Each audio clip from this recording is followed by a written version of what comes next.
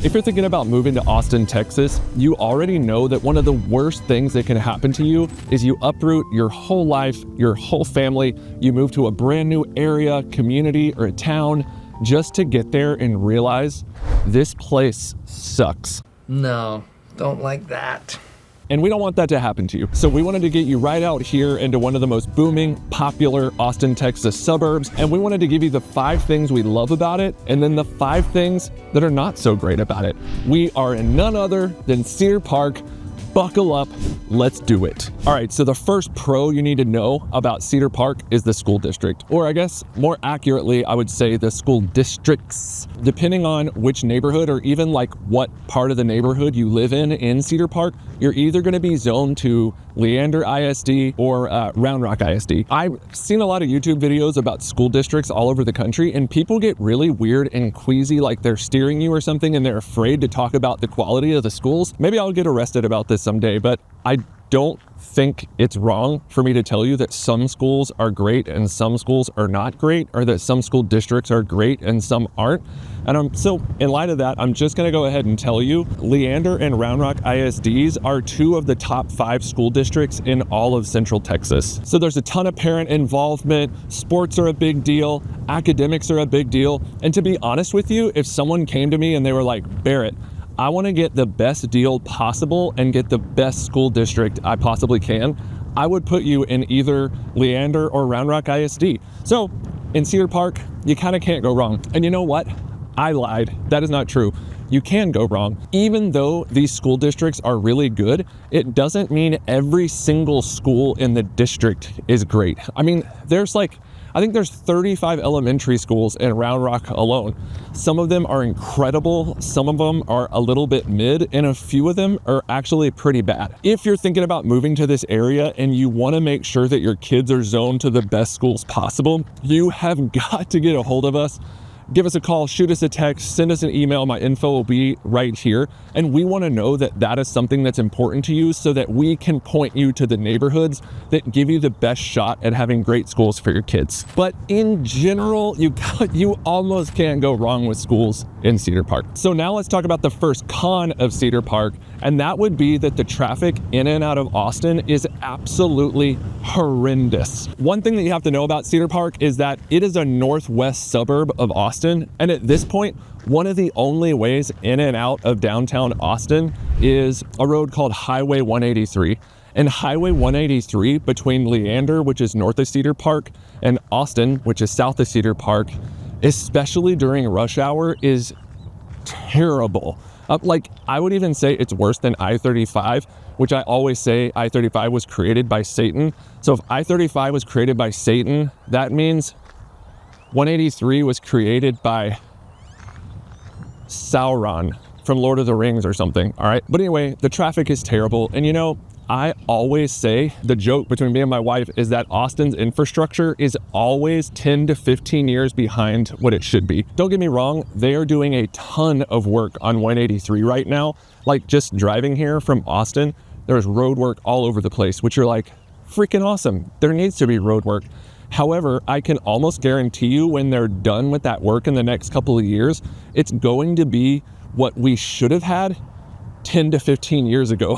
So they're just gonna have to keep working on it. So with that in mind, it just feels like they are always doing road work on 183, and the traffic is just out of this world. If you work like traditional business hours and you rely on your car for transportation, which most people do, you need to know that like your commute in and out of Austin is just gonna be really frustrating, and you're gonna spend a lot of time in the car. If you are the type of person who does not work traditional business hours, or you work remotely, then like Cedar Park could be a wonderful place for you. All right, now pro number 2 of Cedar Park is the abundance of nature and just trails all over the place. So right now I'm taking you guys out here to Brushy Creek Lake Park, and this is just one of the dozens and dozens and dozens of parks just like this in Cedar Park. So my son and I, we actually come out here to another Brushy Creek Park to do some mountain biking occasionally. And just as I've been out here, like, I'm just seeing people run all over the place. There's like kids playing, mountain bikers coming by, road bikers coming by. There's a dude fishing right there. couple bros fishing right over there, people walking with their dogs. It is just a really gorgeous day today, I'm not gonna lie. But something that a lot of people really value who live here is being out in nature, being outside, just kind of being out in the elements. And so living here, you are gonna have no shortage of places to run, fish, bike, and hike. Now, the second con that we have to mention about Cedar Park is that there's no real identifiable downtown, okay? And something that you have to know about this area is that, you know, historically, Cedar Park really, I don't think was supposed to be its own suburb, its own town. It was really just supposed to be like an extension, like a huge neighborhood of Austin, Texas. And like growing up, coming to Austin, like I'm serious, we would get on 183 to go to Leander or Lampasas or something. My dad would say like, oh, well, there was Cedar Park. And I was like where? What? I don't remember seeing Cedar Park. And you passed it and it was just, again, almost like a passing neighborhood. Over the years, it just grew and grew and grew and started to have its own kind of identity, its own thing going on, and it really broke off as its own official suburb of Austin. But like I said, there's no real like downtown Cedar Park. So if someone were to ask me, you know, hey Barrett, meet me in Cedar Park, like I can't honestly tell you what I would picture. I might picture some of these mountain biking trails or this park. I might picture one of the many chain restaurants that are here. There isn't like a central location that I would think of. Now, quick plug, Cedar Park is working on kind of manufacturing a downtown here, and it's called the Bell District. So it's going to be where like the Cedar Park Library and some restaurants and parks and kind of mixed use living stuff is going to be. And I've seen renderings of it and it looks like it's going to be incredible. I know the people of Cedar Park are really excited about it, but like I said, it is kind of a manufactured downtown, whereas like a lot of these suburbs in and around Austin, Texas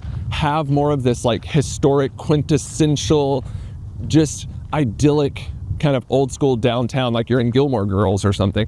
And Cedar Park just doesn't have that, and it never will. So it's just something that you need to know, you know, if that's important to you, you need to know that you're never gonna get it here. All right, now let's talk about some positives. So I would say the number 3 pro about Cedar Park is that it's actually easy to get around in Cedar Park. Now, you might be kind of confused because one of my cons was that the traffic is absolutely horrendous going into Austin. That is totally true. Like going in and out of Austin to Cedar Park is awful, but the traffic within Cedar Park itself, like they've actually done a really great job with their automobile transportation infrastructure. So, you know, Aaron, my film guy here, and we have been out to so many suburbs all over Austin, filming them like this for you guys. Like I can remember once, even just getting from one spot of Georgetown to the next took us like 25 minutes. It was crazy. And the traffic wasn't even that bad. It just took us a long time to get around. Like Round Rock, to get from one side of Round Rock, don't even get me started if there's traffic. It can be like Austin traffic. But in Cedar Park, like I've just never found myself sitting in traffic in Cedar Park to get from one part of town to the next. And so if you're someone who's like, man, it's really important to me to just get in and out of town, you know, I got kids at different baseball and basketball and volleyball and cheerleading and debate and math club and chess club, and then I want to go mountain biking, and then I want to go out with my friends, like, and you want to get around really easily, Cedar Park is probably going to be an area that you're going to want to take a second look at. All right, now con number 3 of Cedar Park, and I kind of alluded to this a little bit earlier, but there is a lack of great, authentic local food options. Now, they're definitely here, but you gotta look really hard. So if you're thinking about moving to Austin, Texas, and one of the reasons you want to move here is you're like, oh, they have great food, and it's just like a food lover's paradise, and you look on paper at a map of Cedar Park and you're like, it's basically a neighborhood of Austin. It's right there. They've also got to have great food options. You're going to want to think again. If you love or you don't mind like huge big box like commercial chains, then you're probably going to love it here because they have about everything you could possibly want that fits that category. Throw that mountain biker in there. But if you're wanting like an overabundance of authentic local options, you're probably gonna be pretty disappointed here. Now, I will say, if I had to like defend Cedar Park from myself on this point, I will say that Cedar Park has become and is becoming kind of like a really cool like hybrid option. So a lot of the restaurants that kind of make Austin are like moving out here to Cedar Park to open up a second, third, fourth, fifth location. So like Jack Allen's Kitchen is out here. There's the Peach Tortilla, Foxhole, like a lot of really cool Austin restaurants are starting to see that like, holy crap, like Cedar Park is happening. So like, let's open up a location out there. So also, I'm not like a big Asian food connoisseur. I love Asian food, but I don't know a ton about it. But I have heard a lot of people talk about how like some of the best Asian food that they have ever had is in Cedar Park. So that's pretty cool. Now, pro number 4 that you have to know about Cedar Park is that there are a ton of really great established neighborhoods here. One thing that you'll know about Austin, or you'll know if you know a lot about Austin, is that in a lot of these suburbs, you're gonna see these massive master plan communities. And look, I love a good master plan community with amazing amenities just as much as the next guy. Like seriously, I love them. There is something that's missing in a lot of these suburbs when they don't have super established neighborhoods already built, like from the 70s, 80s, and 90s with nice mature growth, mature trees. And so that is definitely something that you're gonna get in Cedar Park. So you're gonna see like a really wide variety of kind of newer master plan communities as well as older, more established communities. And I just think that adds to the character, it adds to the fiber of a community. If you ever go out to see brand new homes in a community and you're like, man, these homes look great, but the neighborhood, the vibes, the feel, it just feels kind of soulless. There are a lot of neighborhoods here in Cedar Park where you are definitely not gonna feel that way. You're gonna see a lot of great, again, big trees, established homes, established neighborhoods. You're gonna see tons of kids playing out in the streets, families that have been in these areas for a really, really long time. Now, on the flip side of that, I would say con number 4 of Cedar Park is the explosive growth. And so back in the 70s, the population of Cedar Park was about 1,400 people. And as I'm sitting here today in 2025, the population of Cedar Park is somewhere between 83 and 85,000 people. So that is like astronomical growth. For a lot of people who grew up here and they think of it actually as a tiny little quaint kind of northern like neighborhood. It's like a big neighborhood of Austin. It does not feel like that anymore. It is its own suburb and it is absolutely massive. Personally, I grew up in a suburb of northern Houston called Conroe, and when I left there were about 45,000 people, and it's crazy and I thought it was a big town, it was a big suburb. I thought it was like the center of the universe, and it's so crazy to think that Cedar Park is almost double the size of Conroe when I left. If that makes sense. And you know what? I'm gonna throw this in as just kind of a bonus con of Cedar Park, is that with the explosive growth, it's like there's almost no more land to build on. Like seriously. And if you ever see land, like you might be like, Barrett, what the heck is that? That looks like a lot of land.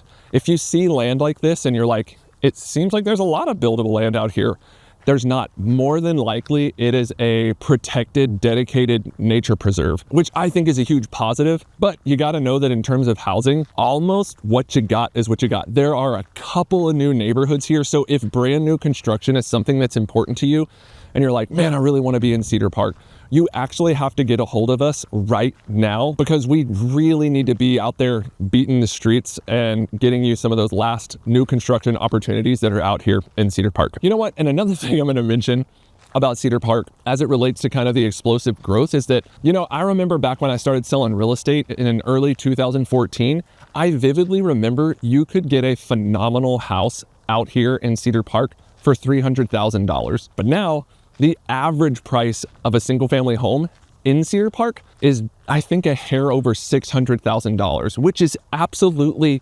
bonkers. So if you're moving from an expensive area like California, New York, Chicago, Washington State, Florida, or something like that, that $600,000 might not be a big deal for you. But for us old folks here who grew up in Texas, like $600,000 for a home, in the average home in a suburb, is pretty wild.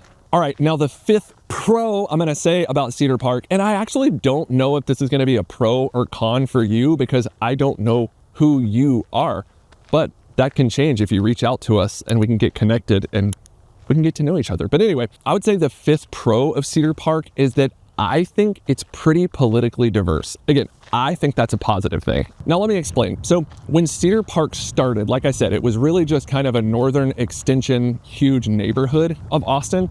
It kind of started because a lot of people kind of wanted to get away from the liberal progressive politics of Austin. So they kind of came out here and made this kind of like a conservative haven, like a conservative paradise. However, over the last several years, especially during COVID, so like 2020 to 2022, 2023, a lot of people just moved out to Cedar Park who really wanted to live in Austin. So like more than likely they leaned more politically left or liberal or Democrat, and they moved out here purely for the affordability. Like I can remember we had some clients who were gay, liberal, Democrat, and they were just like, we really like the houses out in Cedar Park, but like, are we gonna be accepted there? Like, is it gonna be okay?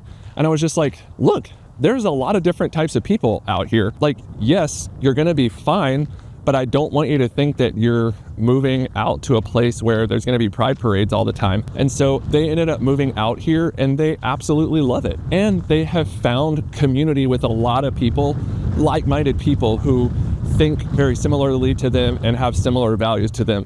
But I could say the same exact thing if someone was like, man, I'm really conservative. Cedar Park is a suburb of Austin. Like, am I really gonna find conservative Republican community out in an area of Austin? And I would say, first off, it is great to be around people who think differently than you. Like, don't surround yourself with an echo chamber.